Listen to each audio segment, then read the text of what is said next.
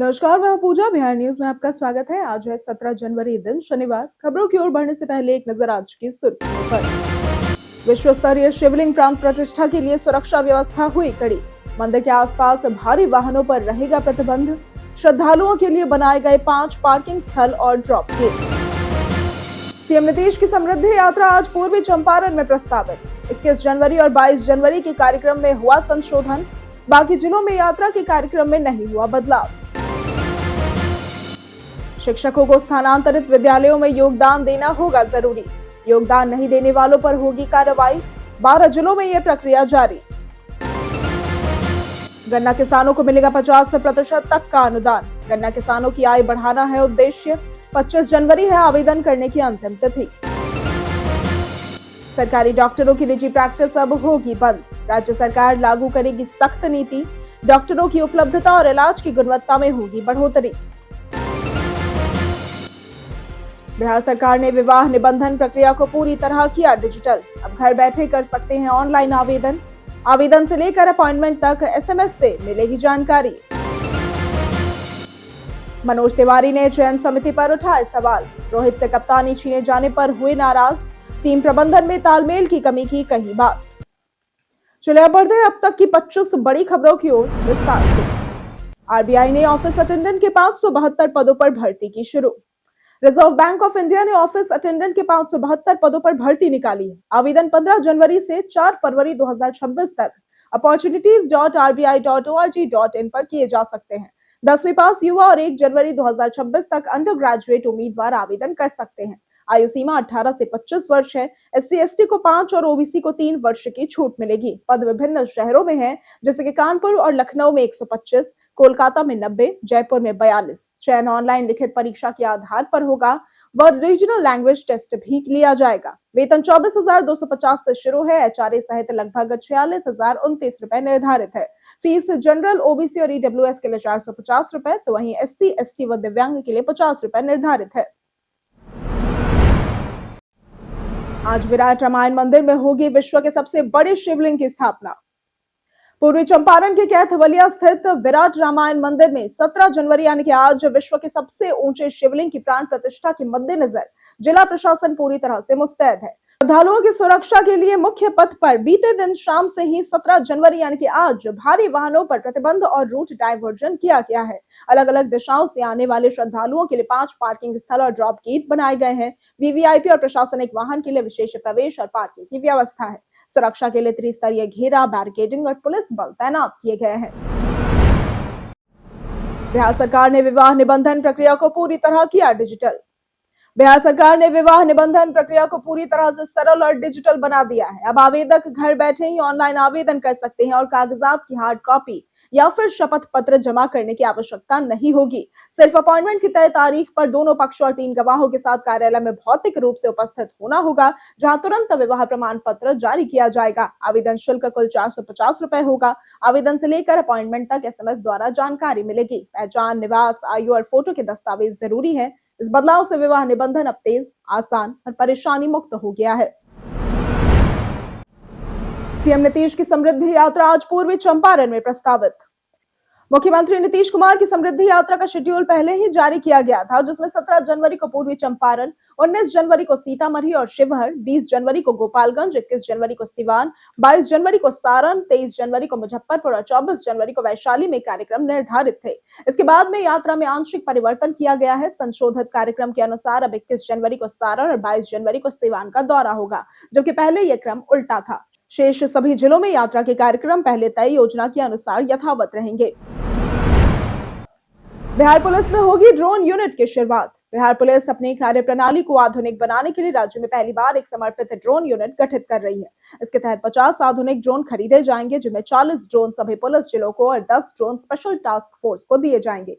Drone के जरिए traffic नियम उल्लंघन पर मौके पर चालान, भीड़ नियंत्रण, लाइव मॉनिटरिंग और दुर्गम क्षेत्रों में अपराधियों पर नजर रखी जाएगी। यह तकनीक दियारा व संवेदनशील इलाकों में पुलिस की पहुंच बढ़ाएगी। मार्च 2026 तक योजना के पूरी तरह लागू होने का लक्ष्य है।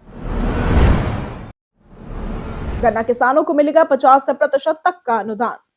बिहार सरकार ने गन्ना किसानों और निवेशकों के लिए बिहार राज्य गुड़ उद्योग प्रोत्साहन कार्यक्रम 2025-26 शुरू किया है। इसके तहत गुड़ उत्पादन इकाइयों की स्थापना पर पूंजी लागत का 50% तक अनुदान मिलेगा। पेराई क्षमता अनुसार अनुदान 6 लाख से 1 करोड़ तक है। कार्यक्रम का उद्देश्य गन्ना किसानों की आय बढ़ाना, आधुनिक गुड़ इकाइयों को प्रोत्साहित करना और ग्रामीण क्षेत्रों में रोजगार सृजन है। आवेदन करने की अंतिम तिथि 25 जनवरी 2026 है। अधिक जानकारी और आवेदन के लिए वेबसाइट ccs.bihar.gov.in या फिर फोन नंबर 06122215 पर संपर्क करें। शिक्षकों को स्थानांतरित विद्यालयों में योगदान देना होगा जरूरी।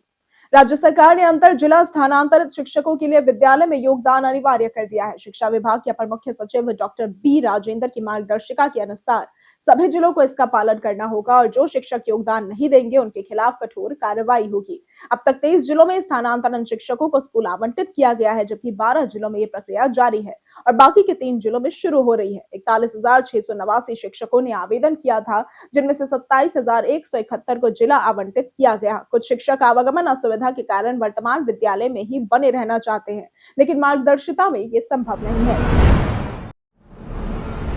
बिहार विधानसभा डायरी और कैलेंडर 2026 हुआ लॉन्च। बिहार विधानसभा के अध्यक्ष डॉक्टर प्रेम कुमार ने अपने कार्यालय कक्ष में बिहार विधानसभा डायरी 2026, टेबल कैलेंडर 2026 और वॉल कैलेंडर 2026 का विमोचन किया। उन्होंने बताया कि यह पहला मौका है जब विधानसभा सचिवालय ने टेबल कैलेंडर का प्रकाशन किया है और इसके साथ ही विधानसभा डायरी को नए रूप में प्रस्तुत किया गया है। इस बार डायरी में महत्वपूर्ण बदलाव किए गए हैं जो सदस्यों के लिए लाभकारी होंगे। इस अवसर पर विधानसभा के प्रभारी सचिव ख्याति सिंह और संयुक्त निदेशक संजय कुमार सिंह भी उपस्थित थे। यह कदम सदस्यों को बेहतर जानकारी और सुविधा प्रदान करने के उद्देश्य से किया गया है। डी फार्मा वाले ही अब बिहार में फार्मासिस्ट पद पर होंगे बहाल। सुप्रीम कोर्ट ने बिहार में फार्मासिस्ट पदों की बहाली को लेकर स्पष्ट आदेश दिया है कि डी फार्मा वाले ही फार्मासिस्ट के पद पर बहाल हो सकते हैं। पटना हाईकोर्ट के फैसले को चुनौती देने वाली सभी याचिकाओं को खारिज कर दिया गया। राज्य सरकार द्वारा फार्मासिस्ट के 2473 पदों पर नियमित बहाली के लिए डिप्लोमा इन फार्मेसी अनिवार्य योग्यता तय की गई थी। इंटरमीडिएट उत्तीर्ण और बिहार फार्मेसी काउंसिल में पंजीकरण भी जरूरी है। बी फार्मा और एम फार्मा वाले अभ्यर्थी अन्य उच्च पदों के लिए योग्य होंगे, लेकिन फार्मासिस्ट पद केवल डी फार्मा वालों के लिए ही सुरक्षित रहेगा। पटना जंक्शन के पास बनेगा 3 मंजिला underground metro station. Patna metro परियोजना में पटना जंक्शन गोलंबर के पास अंडरग्राउंड इंटरचेंज स्टेशन का निर्माण शुरू हो गया है। यूटिलिटी टेस्ट पिट से जमीन के नीचे की सेवाओं की पहचान की जा रही है। ये 3 मंजिला स्टेशन होगा जिसमें ट्रेन और मेट्रो के बीच सीधी कनेक्टिविटी होगी। 3 रास्तों और मल्टी लेवल पार्किंग से पहुंच आसान होगी। महावीर मंदिर के सामने नया अंडरग्राउंड सबवे भी बनेगा जो ट्रैफिक जाम कम करेगा। दानापुर बेली रोड और पीएमसीएच गांधी मैदान कॉरिडोर भी यहीं जुड़ेंगे। मई से खुदाई, जून में नई टीबीएम मशीन से मुख्य निर्माण शुरू होगा। बिहार में बन रही भारत की सबसे ऊंची अर्धनारीश्वर प्रतिमा। पटना से सटे चंदासी गांव में आस्था और शिल्प कला का अद्भुत संगम देखने को मिल रहा है, जहां भारत की सबसे ऊंची 108 फीट की अर्धनारीश्वर प्रतिमा का निर्माण किया जा रहा है। भगवान शिव और माता पार्वती के संयुक्त स्वरूप वाली यह प्रतिमा अपनी भव्यता और अनोखी बनावट के कारण लोगों को आकर्षित कर रही है। प्रतिमा के एक ओर 40 फीट ऊंचे भगवान कार्तिकेय और दूसरी ओर भगवान गणेश की मूर्ति स्थापित है। राजसी प्रवेश द्वार, सर्प, शेर, हाथी, महावत की मूर्तियां और नीचे बना भव्य मंदिर इसकी विशेषता है। स्टोन फिनिश इसे विशाल पत्थर जैसी पहचान देगा। सरकारी डॉक्टरों की निजी प्रैक्टिस अब होगी बंद। बिहार के मुख्यमंत्री नीतीश कुमार ने 16 जनवरी को बेतिया से समृद्धि यात्रा की शुरुआत करते हुए बड़ा ऐलान किया कि सरकारी अस्पतालों में कार्यरत डॉक्टर अब निजी प्रैक्टिस नहीं कर सकेंगे। इसके लिए राज्य सरकार सख्त नीति लाएगी, जिससे अस्पतालों में डॉक्टरों की नियमित उपलब्धता और इलाज की गुणवत्ता बढ़ाई जाएगी। उन्होंने कहा कि जिला व प्रखंड अस्पतालों को चरणबद्ध तरीके से विशिष्ट चिकित्सा केंद्र बनाया जाएगा ताकि गंभीर बीमारियों के इलाज के लिए लोगों को बाहर न जाना पड़े। इसके साथ ही बेतिया में 182 करोड़ की 161 विकास योजनाओं का उद्घाटन व शिलान्यास किया गया। जेम में रजिस्ट्रेशन अब हुआ मुफ्त। केंद्र सरकार के गवर्नमेंट ई मार्केट प्लेस यानी कि जेम में अब रजिस्ट्रेशन मुफ्त हो गया है और इसके साथ ही पहले लिए जाने वाले सुरक्षित जमा राशि भी समाप्त हो गई है। पटना के दशरथ मांझी श्रम एवं कौशल विकास केंद्र में आयोजित जेम एक्सेलेंस इवेंट में बिहार के 54,000 से भी अधिक विक्रेता पंजीकृत है। कार्यक्रम में एमएसएमई, महिला, एससी/एसटी उद्यमियों, स्टार्टअप्स और कारीगरों को राष्ट्रीय सार्वजनिक खरीद प्रणाली से जोड़ने पर जोर दिया गया। जेम अधिकारियों ने पारदर्शिता, नए संस्करण और खरीद के अवसर साझा किए। उत्कृष्ट विभागों और विक्रेताओं को सम्मानित किया गया। कार्यक्रम स्थानीय उद्यमों को राष्ट्रीय विकास से जोड़ने का संदेश लेकर समाप्त हुआ। शादी की सालगिरह पर पंकज त्रिपाठी की पत्नी ने साझा की अनदेखी तस्वीरें। बॉलीवुड अभिनेता पंकज त्रिपाठी ने 15 जनवरी 2026 को अपनी पत्नी मृदुला त्रिपाठी के साथ अपनी 22वीं शादी की सालगिरह मनाई। इस अवसर पर मृदुला ने इंस्टाग्राम पर अनदेखी तस्वीरें साझा की, जिसमें उनके अंतरंग और स्नेहपूर्ण पल दिखाए गए। यात्राओं, गार्डन फोटोशूट और फ्लाइट में आराम करते हुए उन्होंने कैप्शन में लिखा, सालगिरह मुबारक हो दोस्त, जो उनके रिश्ते में दोस्ती और प्यार को दर्शाता है। पोस्ट पर प्रशंसकों ने दिल से बधाई और प्यार भरे कमेंट्स किए। ये जोड़ा अपनी सहज केमिस्ट्री और लंबे समय से चले रिश्ते की सच्चाई और मजबूती के लिए सराहा गया। बिहार में फिर बढ़ेगी कनकनी वाली ठंड। बिहार में ठंड से फिलहाल थोड़ी राहत है। सुबह और शाम में ठंड ज्यादा महसूस हो रही है, जबकि दोपहर में धूप से आराम मिल रहा है। मौसम विभाग ने अगले 48 घंटों के लिए चेतावनी जारी की है और कनकनी वाली ठंड बढ़ने की संभावना जताई है। अगले 7 दिनों तक सामान्य सर्दी बनी रह सकती है। 2 दिन बाद अधिकतम तापमान में हल्की बढ़ोतरी हो सकती है। हिमालय की तलहटी और सीमांचल के कुछ जिलों में घने कोहरे को लेकर येलो अलर्ट जारी किया गया है। 20-21 जनवरी को हल्की बारिश से ठंड भी बढ़ सकती है। पटना में नीट छात्रा से दुष्कर्म मामले में एसआईटी का हुआ गठन। पटना के गर्ल्स हॉस्टल में नीट की तैयारी कर रही छात्रा की मौत मामले में पोस्टमार्टम रिपोर्ट ने दुष्कर्म की आशंका जताई है, जिससे केस गंभीर मोड़ पर आ गया है। पुलिस ने अब जांच का रुख बदलकर दुष्कर्म के एंगल पर ध्यान दिया है। रिपोर्ट की सेकंड ओपिनियन के लिए पटना एम्स भेजी गई है। परिजनों की मांग पर एसआईटी गठित की गई है और जांच तेज कर दी गई है। हॉस्टल और आसपास के सीसीटीवी फुटेज खंगाले जा रहे हैं, जिन्हें परिजनों को दिखाया जाएगा। इलाके में आक्रोश है और न्याय की मांग जोर पकड़ रही है। 31 जनवरी तक बढ़ी इग्नू की री रजिस्ट्रेशन की तारीख। Indira Gandhi national open university यानी कि इग्नू ने जनवरी 2026 सत्र के लिए री रजिस्ट्रेशन की अंतिम तारीख 31 जनवरी 2026 तक बढ़ा दी है। ये कदम open and distance learning online mode के सभी छात्रों के लिए लागू है। री रजिस्ट्रेशन के बिना छात्र आगे की पढ़ाई, परीक्षा या अन्य शैक्षणिक गतिविधियों में भाग नहीं ले पाएंगे। छात्र समर्थ पोर्टल के जरिए व्यक्तिगत विवरण अपडेट, कोर्स चयन और फीस भुगतान कर सकते हैं। और इसके साथ ही इग्नू ने सीआईआई के साथ 19 जनवरी 2026 को अहमदाबाद में जॉब ड्राइव आयोजित की है, जिसमें IT, banking, automobile, e commerce और हॉस्पिटैलिटी कंपनियां प्रतिभाग करेंगी। छात्रों को रोजगार के अवसर भी दिए जाएंगे। 1 अप्रैल से टोल प्लाजा पर भुगतान होगा पूरी तरह से कैशलेस। केंद्र सरकार ने 1 अप्रैल से राष्ट्रीय राजमार्गों के सभी टोल प्लाजा पर नकद भुगतान पूरी तरह से बंद करने का फैसला कर लिया है। अब टोल टैक्स केवल फास्टैग या यूपीआई से ही चुकाया जा सकेगा और इससे टोल प्लाजा पर लंबी कतारें कम होंगी, समय और ईंधन की बचत होगी तथा पारदर्शिता बढ़ेगी। सरकार का लक्ष्य कैशलेस टोलिंग के जरिए जाम, प्रदूषण और भ्रष्टाचार को कम करना है। यह फैसला भविष्य में मल्टी लेन फ्री फ्लो यानी कि एमएलएफएफ टोलिंग सिस्टम लागू करने की दिशा में बड़ा कदम है, जिससे वाहन बिना रुके हाईवे से गुजर सकेंगे। राजस्व विभाग की जन सुनवाई में अधिकारी रहेंगे मौजूद। राजस्व एवं भूमि सुधार विभाग ने 19 जनवरी से शुरू हो रहे जन सुनवाई कार्यक्रम को तत्परता से लागू करने के निर्देश दिए हैं। उप मुख्यमंत्री एवं मंत्री विजय कुमार सिन्हा ने बताया कि हर सोमवार और शुक्रवार को संबंधित अधिकारी कार्यालय में उपस्थित रहेंगे और नागरिकों की समस्याओं का त्वरित समाधान करेंगे। प्रधान सचिव सीके अनिल ने सभी कार्यालयों में सम्मानपूर्ण व्यवहार, पेयजल व शौचालय जैसी बुनियादी सुविधाओं की उपलब्धता सुनिश्चित करने के निर्देश जारी किए हैं। शिकायतों का डिजिटल संधारण अनिवार्य किया गया है ताकि पारदर्शी प्रणाली से निगरानी, जवाबदेही और त्वरित निराकरण सुनिश्चित हो सके। तेजस्वी यादव की बैठक पर रोहिणी आचार्य का तंज। बीते दिन 16 जनवरी को बिहार की राजनीति में हलचल रही। मुख्यमंत्री नीतीश कुमार समृद्धि यात्रा पर निकले, जबकि नेता प्रतिपक्ष तेजस्वी यादव ने अपने आवास पर राजद की कोर कमेटी की बैठक बुलाई। इस बैठक को लेकर सियासी चर्चाएं तेज हो गई और इसी बीच लालू परिवार से अलग हो चुकी रोहिणी आचार्य ने बिना नाम लिए तेजस्वी यादव पर हमला बोला। उन्होंने बैठक को समीक्षा का दिखावा बताते हुए आत्ममंथन और जिम्मेदारी लेने की जरूरत पर जोर दिया। रोहिणी ने सोशल मीडिया पर लिखा कि अपनों के भीतर बैठे लोग ही विरासत को नुकसान पहुंचा रहे हैं और जनता सब समझती है। मनोज तिवारी ने चयन समिति पर उठाए सवाल।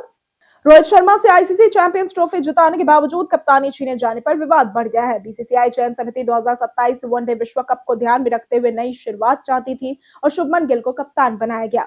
पूर्व क्रिकेटर मनोज तिवारी का ये मानना है कि ये फैसला केवल चयन समिति प्रमुख अजीत अगरकर का नहीं बल्कि मुख्य कोच गौतम गंभीर के इनपुट से लिया गया सामूहिक निर्णय था। मनोज तिवारी ने टीम प्रबंधन पर तालमेल की कमी और रोहित जैसे सफल कप्तान को हटाने को अनावश्यक व अपमानजनक बताया। कई कारणों से दर्ज है भारत के इतिहास में आज की तारीख। 2003 में आज के दिन भारतीय मूल की कल्पना चावला दूसरी अंतरिक्ष यात्रा पर रवाना हुई थी। 1931 में सुभाष मुखोपाध्याय का जन्म हुआ था। ये भारत के प्रथम टेस्ट ट्यूब बेबी के जनक, चिकित्सक व वैज्ञानिक थे। 1946 में मुनीश्वर चंद्र डावर का जन्म हुआ था। ये भारतीय चिकित्सक हैं। उनकी निस्वार्थ सेवाओं के लिए भारत सरकार ने उन्हें पद्मश्री 2023 से सम्मानित किया है। 1989 में प्रेम नजीर अब्दुल खादर का निधन हुआ था। ये मलयालम सिनेमा के सबसे बड़े सितारों में से एक थे। इनके नाम सबसे अधिक 600 फिल्मों में मुख्य भूमिका निभाने का विश्व रिकॉर्ड दर्ज है। पीएम मोदी आज करेंगे देश की पहली Vande Bharat sleeper train launch. देश की पहली वंदे भारत स्लीपर ट्रेन आज पीएम मोदी द्वारा हरी झंडी दिखाई जाने के बाद 18 जनवरी से हावड़ा कामाख्या रूट पर नियमित सेवा शुरू करेगी। इसमें AC1, AC2, AC3 और स्लीपर कोच शामिल होंगे। ट्रेन में तेज रफ्तार, अधिकतम 180 किलोमीटर प्रति घंटे की रफ्तार से एर्गोनॉमिक बर्थ, प्रीमियम कंबल, कैटरिंग, कीटाणुनाशक तकनीक और सुरक्षा सिस्टम जैसे कि कवच, इमरजेंसी टॉक बैग जैसी सुविधाएं मौजूद रहेंगी। इसमें RSC या फिर वेटिंग लिस्ट नहीं होगी, केवल पूर्ण कंफर्म टिकट ही मिलेगा। यात्रियों को स्थानीय व्यंजन और 1 लीटर रेल नीर मिलेगा। ट्रेन में 16 कोच है और लोको पायलट के लिए भी टॉयलेट सुविधा होगी। भारत में व्हाट्सएप पर लागू होगा सिम बाइंडिंग। भारत सरकार के डिपार्टमेंट ऑफ टेलीकम्युनिकेशन यानी कि डॉट ने नवंबर 2025 में व्हाट्सएप, टेलीग्राम और सिग्नल को निर्देश दिया कि वे अपने प्लेटफॉर्म पर सिम बाइंडिंग को लागू करें, जिसके लिए 90 दिन का समय दिया गया था। सिम बाइंडिंग का मतलब है कि ऐप उसी मोबाइल नंबर से काम करेगा जिस पर सिम मौजूद हो। यह नियम मल्टी डिवाइस और डेस्कटॉप वर्जन पर भी लागू होगा, जहां हर 6 घंटे में ऑटो लॉग आउट होगा। सरकार का उद्देश्य साइबर अपराध और फ्रॉड को रोकना है। फरवरी 2026 के बाद नियम लागू होने हैं, लेकिन अभी तक कोई नई राहत या समय सीमा बढ़ाने की आधिकारिक घोषणा नहीं हुई है। लगातार 2 दिन की गिरावट के बाद शेयर बाजार में दिखी तेजी। बीते दिन शुक्रवार यानी कि 16 जनवरी को भारतीय शेयर बाजार में सेंसेक्स और निफ्टी ने लगातार 2 दिन की गिरावट के बाद तेजी दिखाई। सेंसेक्स 188 अंक यानी कि 0.23% बढ़कर 83,570.35 पर और निफ्टी 29 अंक बढ़कर यानी कि 0.11% बढ़कर 25,694.35 पर बंद हुआ। IT और बैंकिंग शेयरों में तेजी के चलते फ्रंटलाइन इंडेक्स हरे निशान में रहे। इन्फोसिस ने उम्मीद से बेहतर Q3 नतीजे पेश किए और सेंसेक्स में सबसे ज्यादा बढ़त दी। TCS, टेक महिंद्रा और HCL टेक भी प्रमुख योगदान देने वाले शेयर्स रहे। बैंकिंग सेक्टर से HDFC बैंक और SBI ने इंडेक्स को सपोर्ट दिया। हम प्रतिदिन आपसे 5 ऐसे जरूरी सवाल और उसके जवाब बताएंगे जो कि BPSC, बिहार पुलिस, दारोगा समेत SSC जैसे अन्य प्रतियोगी परीक्षाओं में काम आएंगे।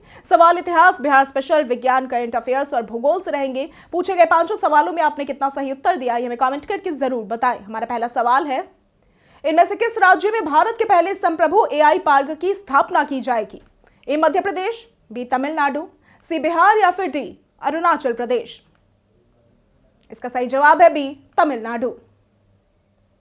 हमारा दूसरा सवाल है, अमेरिका ने हाल ही में किस देश को पैक्स सिलिका में शामिल होने के लिए आमंत्रित किया है? A Bharat, B England, C Ukraine या फिर D डेनमार्क। इसका सही जवाब है A भारत।